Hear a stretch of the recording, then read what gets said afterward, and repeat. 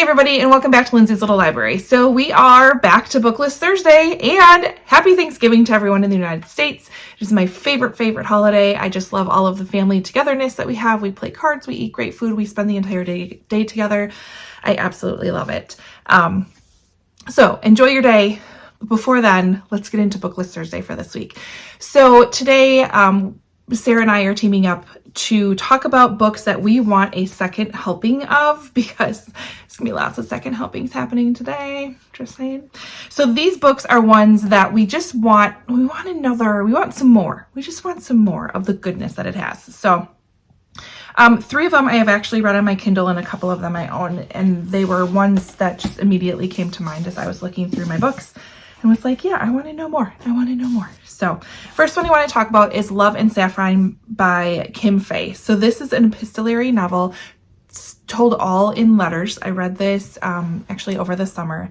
It's a really short book, and it follows Joan and Imogene, and Joan writes a fan letter to Imogene.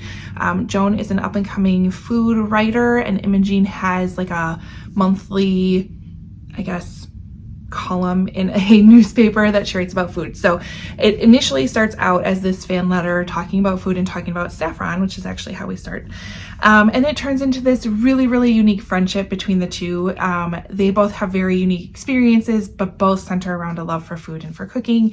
I wanted like more. I just wanted, I don't know, the relationship between the two and the relationship that they had, it first of all made me hungry.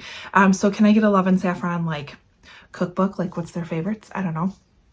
And then second, just this friendship that bonded just through letters and through the love of cooking. I wanted more of it. It was fantastic. I really enjoyed that book, and it was a really quick read. Next one I want more of is When the World Fell Silent. This is by Jonna Jones Allward. This is a Canadian book that takes place in 1917 in Halifax, Nova Scotia. We follow 2 characters. We have Nora, who is an army nurse. She is kind of making her own path in life and not necessarily looking to get married and settle down and have children. She's definitely dedicated to be an army nurse. And then we have Charlotte, I believe is her name. And she just recently lost her husband because we're in the midst of World War I. And she's living with his family, which makes it very interesting, and her daughter. So at this time, we have these 2 main characters that we're following while the explosion that happens in the harbor in Halifax happens, and then the aftermath of what happens from there.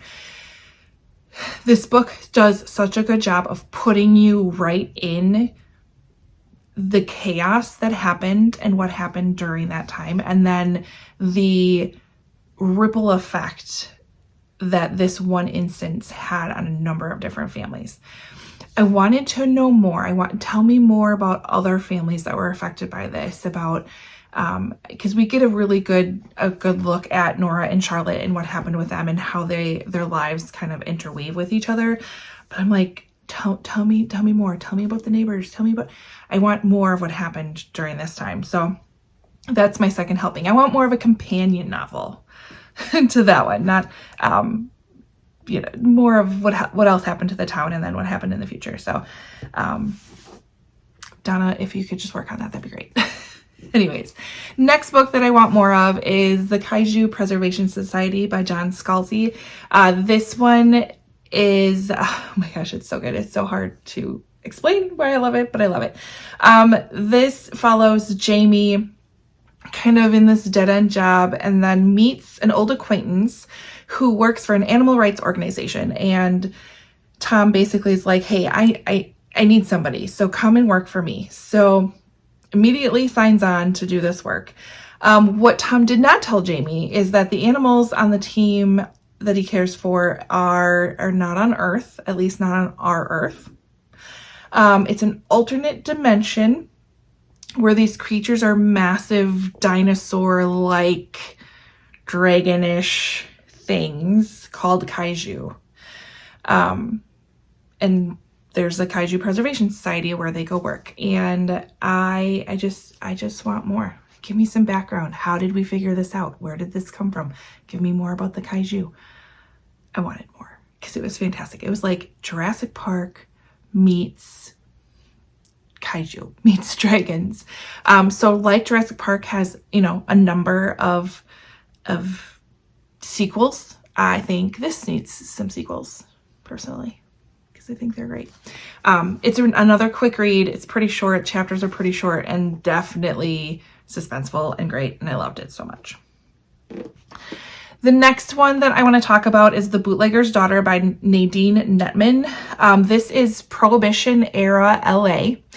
Again, a really interesting time period that I haven't read much about, so I think that's why I also want more.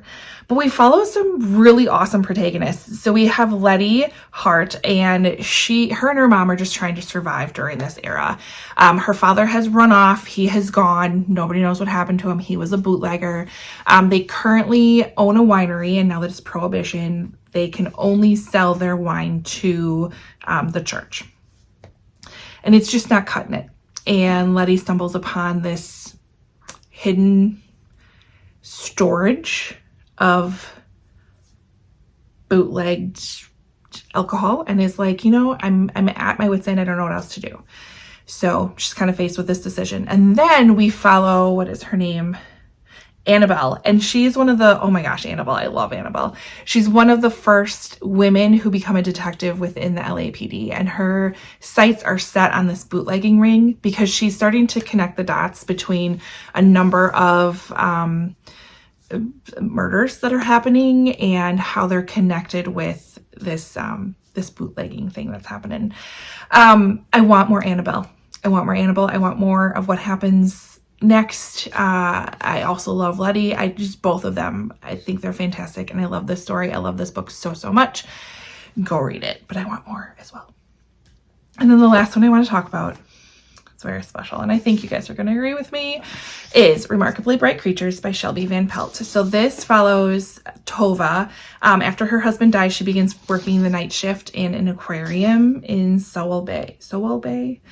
And she ends up befriending this octopus, Marcellus. And he is this curmudgeon of an octopus. And we get his perspective in Remarkably Bright Creatures.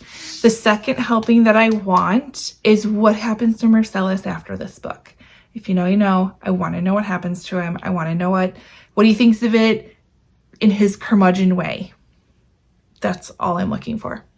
Such a fantastic book. Love, love, love. It talks about grief in such a unique way. It was great. I highly recommend it. I highly recommend all of these, and then I just want more from each and every one of them. So anyways, those are the books that I want a second helping of. Let me know down below if there's any books you want second helpings of. Otherwise, head over to Sarah's channel and see what she has for us today.